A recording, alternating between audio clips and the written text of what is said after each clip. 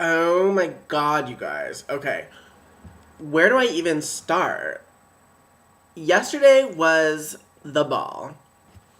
Jimmy came to my room and he brought me some costumes to try on. And apparently it turned out this was a masked ball. I love a masked ball. I'll take one any day of the week. Thank you. I picked up the cutest little Harlequin outfit with like this little like cat eye mask that was lined in pink feathers with like gold sequins all over it. So I was feeling pretty good about my look. And then night fell and the time grew closer for the ball to begin. And I started hearing people arrive downstairs and there was like a real crowd milling about down there. So I made my way down there in my full Harlequin look, mask and all, and lost myself in the crowd. Okay, now all of the finery and magnificent on display would blow you out of the water. Okay, I mean people were just rocking some looks in that ballroom. We're talking silks and fabrics and jewels and masks of all sorts. I mean, I felt like I stepped into Venetian Carnival from like 400 years ago. So I'm just taking it all in and snacking on some hors d'oeuvres being brought around by these handsome young men who were also in masks. I was like, just chomping on some like phyllo pastry puffs that were filled with like chèvre and squash, and they were really good, and I was washing them down with goblets of red wine. So, right when the clock strikes midnight, he makes his entrance. Lord Ronson. You couldn't mistake him, even though he was in a full face mask made out of obsidian and dark jewels. It was him, all right, towering above everybody else, with his blonde hair slicked back and shimmering in the candlelight. I was falling for this guy, falling hard. His black velveteen cape was flowing around him. It seemed to have a life of its own. I was just like drinking him in. He was a tall, cool drink. And he makes his way towards me, our eyes locked. People start parting to make room for him to make his way towards me. That's when a voice whispers to me from behind me. A young woman's voice says, "Quick, come with me before he reaches you." And I turned around, and this like really pretty young woman in like a silver dress that was like very form-fitting. I mean, it looked really good on her. And she had this like little silver mask on a stick, so she could move it really fast. So she like lifts the mask, and she's like, "Quick, come with me." And I say, "How do I know I should trust you, and why should I follow you?" And she says, "Please, I'm your possibly your only ally in this place." Well, I don't know, I'm at a loss, but her urgency gets the best of me, and I chase her down this hallway into a wing of the house that I've never seen before. And she takes me into this chamber, and she locks the door, and it's filled with all this like musty old furniture. Okay, Francisia tells me, and she's very enigmatic, but very persuasive. And she says, "You mustn't let him seduce you with his charms. It happened to me, and I'll always regret it." And with that, a sad tear makes its way down her alabaster cheek. And I say, "Look, Francisia, I just met you, but Lord Ronson's been really good for me, like really good to me, and why should I doubt? Why should I doubt his intentions?" And she says, "Oh, he charmed me and bedded me, and I've never been able to leave this place."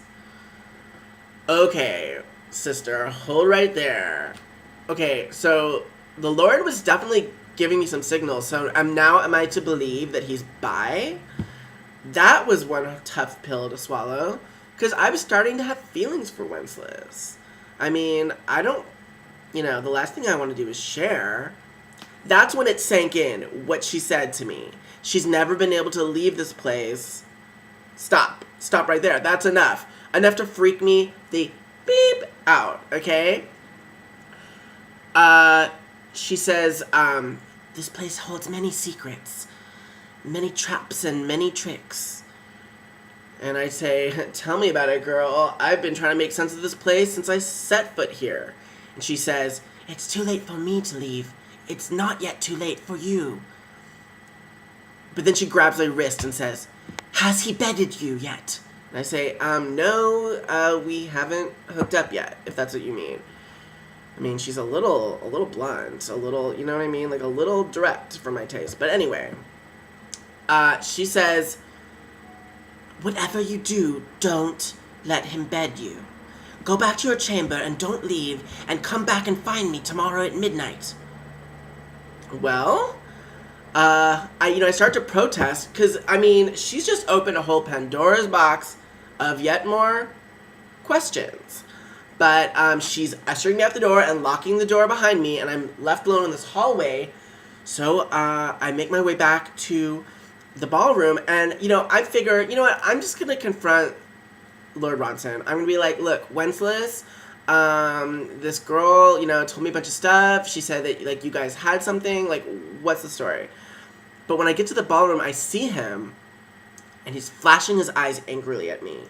And that anger, I haven't seen it since our stroll through the grounds. And I remember how much it threw me for a loop that time. And once again, there it is. I mean, this guy, I'm talking AC/DC. He can flip on a dime. And I'm not having that, okay? Like, I don't like it when guys do that, when they just, like, flip on you like that. So that was a big turnoff for me. So, I just scooped up a couple handfuls of those phyllo pastry puffs and made my way back to my chamber, because I figured I've got some time to kill. Well, okay, I spent the whole next day pacing back and forth around my chamber. I figured this Francisia girl seems to know what she's talking about. I might as well follow her directions to the letter. Around dusk, I did witness the woman in white flitting through the mist outside my chamber window into the wood. This time I flung open the window. I said, excuse me, ma'am. Who are you? What's going on? Do you know Francisia?" I mean, I know I must have sounded like a crazy person. She just turned and gave me a look I'll never forget, a look of foreboding, a look of warning, and then pointed with one finger at an oak on the other side of the wood where a swing was hanging. The swing I saw in my dream. Okay.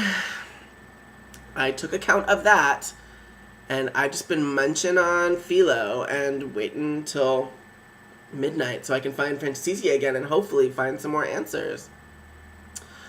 Well, wish me the best of luck, you guys. And what do you think I should do next? I mean, you guys have led me on the straight and narrow so far. So I'd love to hear your 2 cents. Alright, peace.